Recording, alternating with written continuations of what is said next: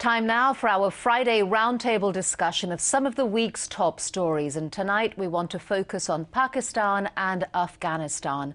There was a major blow to the Taliban with the arrests in Pakistan of 3 senior leaders, including the #2 Afghan Taliban official.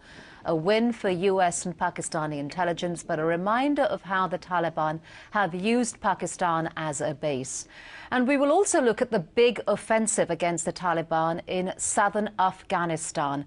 What's likely to be achieved, and will it be repeated in other parts of the country? And joining us once again are Gideon Rose, managing editor of Foreign Affairs magazine, and Susan Chira, foreign editor of the New York Times. Thank you very much for both of you for coming along. Good to see you.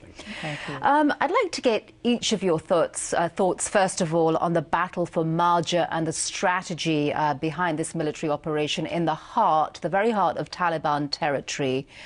Gideon, what do you think is the likelihood of success? Well, the U.S. forces, in conjunction with the British and the Afghans, are doing a better job than they have been in the past. They're working much more closely together. They're really going at it seriously in a way that so far seems to be paying off and having results. But it's a big battle, and it's still in the early stages, and we'll see what happens. But the notable attempt to combine not just U.S. forces with other forces, local forces, and partner closely, but also to use appropriate tactics while still going after the bad guys bodes well, I think.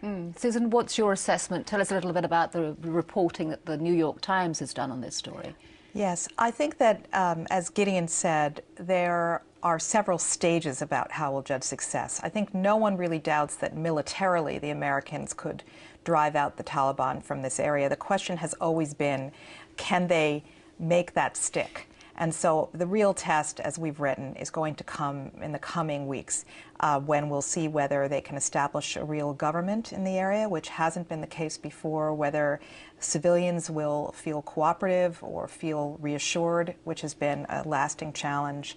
So I think that, as they've said before, the military part is in some ways the least of it. It's going to be a question of what governing structure and what trust they can build with civilians who haven't had much of a government to turn to from the Afghan government. And it had been reported that this is not about the battle, in fact, it's about the postlude. I mean, we had this quote from General McChrystal saying the government in a box ready to roll in.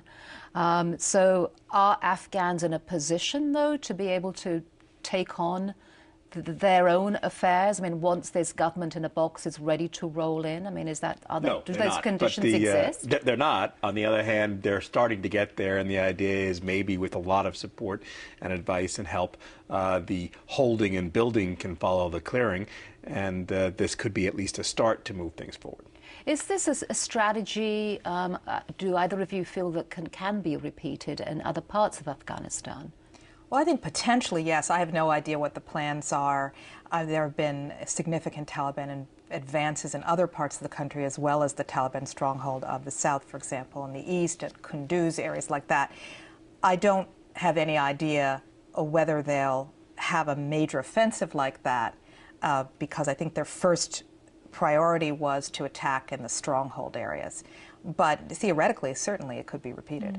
What about the pitfalls? I mean, do you foresee pitfalls here as well?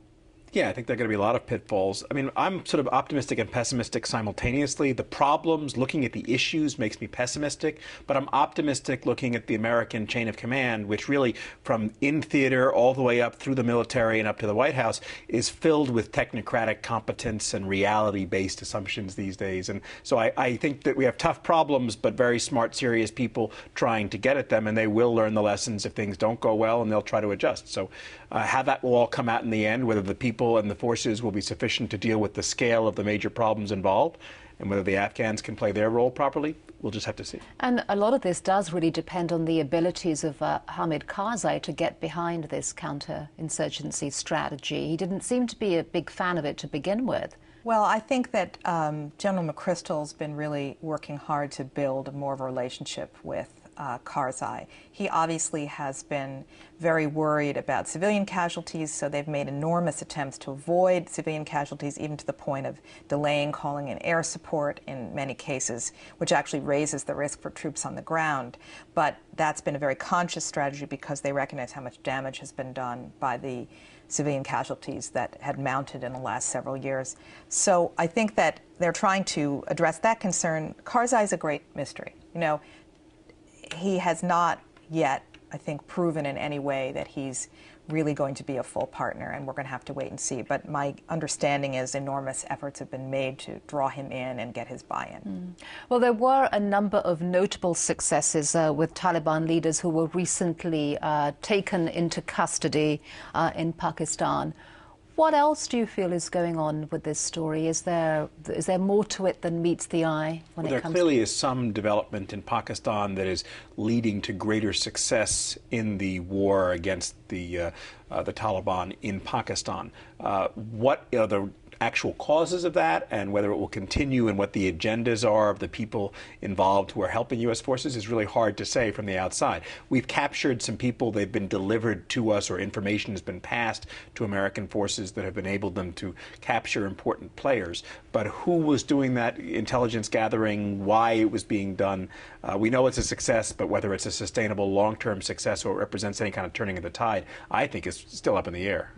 I agree that it's early to tell. I think it's fascinating because some of our reporting suggests that the Pakistanis have wanted to kind of stake their claim for influence in Afghanistan, and working with the Americans to deliver up some of the Taliban leaders may be one way they can advance that aim.